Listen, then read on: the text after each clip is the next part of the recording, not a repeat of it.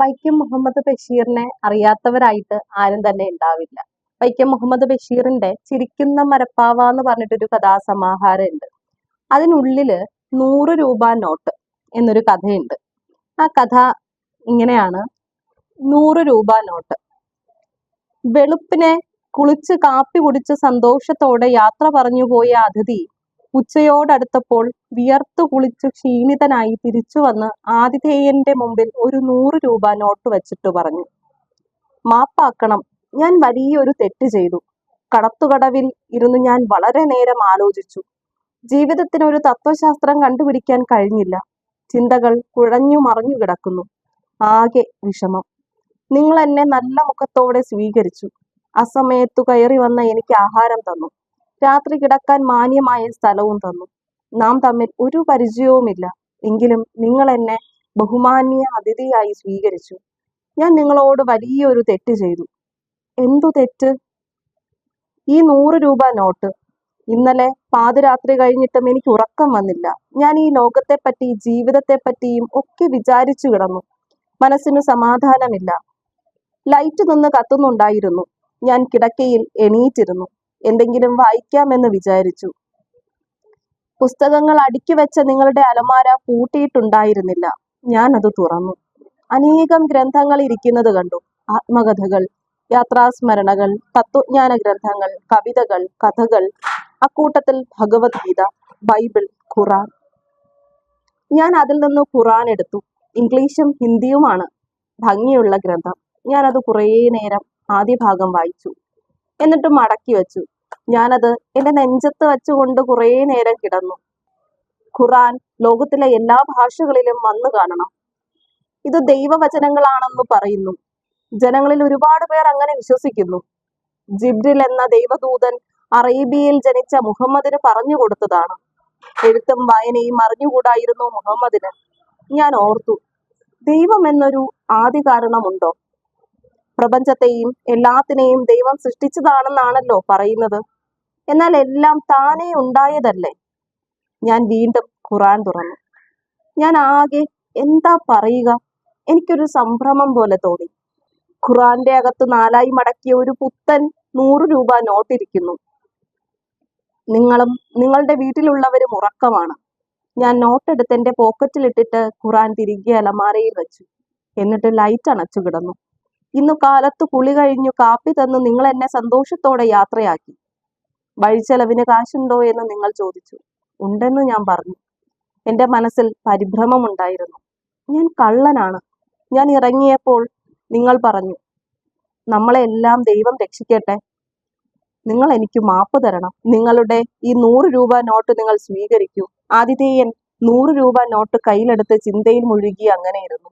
എന്നിട്ട് പറഞ്ഞു, സാരമില്ല, ഒരു വഞ്ചനയുടെ കഥയുണ്ട് ഈ നോട്ടിൽ. നിങ്ങൾ ഏതായാലും ഊണ് കഴിച്ച് വെയിലറിയിട്ട് പോയാൽ മതി. ഞാൻ ഈ 100 രൂപ നോട്ട് ഖുറാന്റെ അകത്ത് വെക്കാൻ പാടില്ലാത്തതാണ്. വായിച്ചു കൊണ്ടിരുന്നപ്പോൾ അടയാളത്തിന് വെച്ചു, പിന്നെ മറന്നുപോയി. നിങ്ങൾ ഇതും കൊണ്ടുപോകാതെ തിരികെ വന്നത് നന്നായി. ഇനി ഇത് വച്ചേക്കണ്ട. ഞാൻ പറഞ്ഞില്ലേ, ഒരു വഞ്ചനയുടെ കഥയുണ്ടിതിൽ. ആതിഥേയൻ തീപ്പെട്ടി ഉരച്ച് 100 രൂപ നോട്ടിന്റെ ഒരറ്റത്ത് തീ കൊളുത്തി. ആ ജ്വാലയിൽ നിന്ന് ഒരു സിഗരറ്റ് കത്തിച്ചു വലിച്ചു. നോട്ട് കത്തിക്കരിഞ്ഞു ചാമ്പലായി. അതിഥി സ്തബ്ധനായി ഇരിക്കുകയാണ്. ആതിഥേയൻ പറഞ്ഞു, മനുഷ്യൻ എന്തുകൊണ്ട് വഞ്ചന കാണിക്കുന്നു? അറിഞ്ഞുകൊണ്ട് ചതിക്കുന്നു.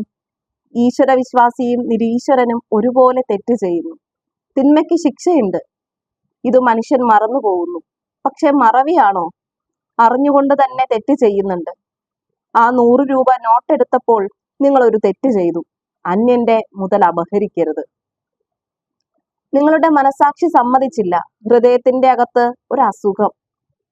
നിങ്ങൾ അത് തിരികെ കൊണ്ടുവന്നു തന്നു. എന്തുകൊണ്ട് നിങ്ങളുടെ മനസാക്ഷി സമ്മതിച്ചില്ല?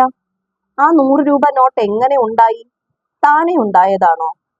ഖുറാന്റെ അകത്ത് എങ്ങനെ വന്നു? പറഞ്ഞില്ലേ, ഞാൻ വച്ചതാണ്. ഞാൻ എങ്ങനെ ഉണ്ടായി? നിങ്ങൾ എങ്ങനെ ഉണ്ടായി? ആ നോട്ട് ഇവിടെ എങ്ങനെ വന്നു എന്ന് പറയാം. ഈശ്വരഭക്തനായ ഒരു മനുഷ്യൻ. അദ്ദേഹത്തിന് 2-3 ആൺമക്കൾ. വലിയ സ്വത്തില്ല, കഷ്ടിച്ച് ജീവിക്കാം.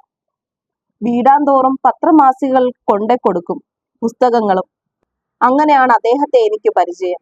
സൗമ്യശീലനാണ്. അദ്ദേഹം മക്കളെ പഠിപ്പിച്ചു, വളരെ കഷ്ടപ്പെട്ടാണ്.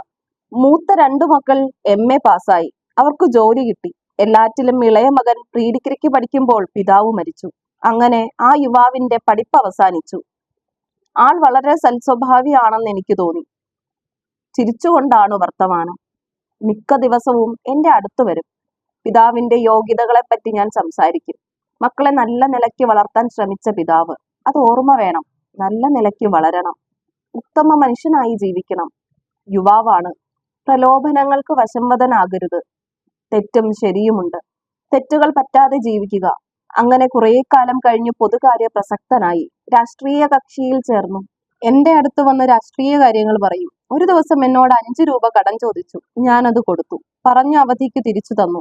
പിന്നെ 10 രൂപ, 20, 50 എല്ലാം കണിശമായി പറഞ്ഞ അവധിക്ക് തന്നെ തന്നു. ഒടുവിൽ 100 രൂപ കടം ചോദിച്ചു. തോന്നുമ്പോൾ പണം എടുക്കാൻ പറ്റിയ ഒരു നിലയിലല്ല എന്റേത്. എങ്കിലും ഞാനത് ഉണ്ടാക്കി കൊടുത്തു. പറഞ്ഞ അവധിക്ക് തന്നില്ല. തന്നെയുമല്ല, എന്നെ വന്നു കാണാതെയുമായി. വല്ലപ്പോഴും കണ്ടാൽ തന്നെ കണ്ട ഭാവം നടിക്കില്ല.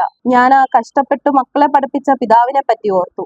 ഒരു ദിവസം മകനെ ഞാൻ റോഡിൽ തടഞ്ഞു നിർത്തി പറഞ്ഞു, നിങ്ങൾ തിരികെ തരാമെന്ന് പറഞ്ഞ എന്റെ പക്കൽ നിന്ന് 100 രൂപ കടമായി വാങ്ങിയത് മറന്നു കളയുക. ഞാനും മറന്നേക്കാം. Shake hand. അങ്ങനെ ഞങ്ങൾ പിരിഞ്ഞു. ഇനിയാണു രസം. മനുഷ്യൻ എന്തുകൊണ്ട് ഇങ്ങനെ പ്രവർത്തിക്കുന്നു? കുറേ മാസം കഴിഞ്ഞപ്പോൾ ആ ചെറുപ്പക്കാരൻ 100 രൂപയുടെ ഒരു നോട്ട് കൊണ്ടുവന്നു തന്നിട്ട് എന്റെ പക്കൽ നിന്ന് രസീത് വാങ്ങിപ്പോയി. ഞാൻ പണം കൊടുക്കുമ്പോൾ രസീത് വാങ്ങിയിരുന്നില്ല.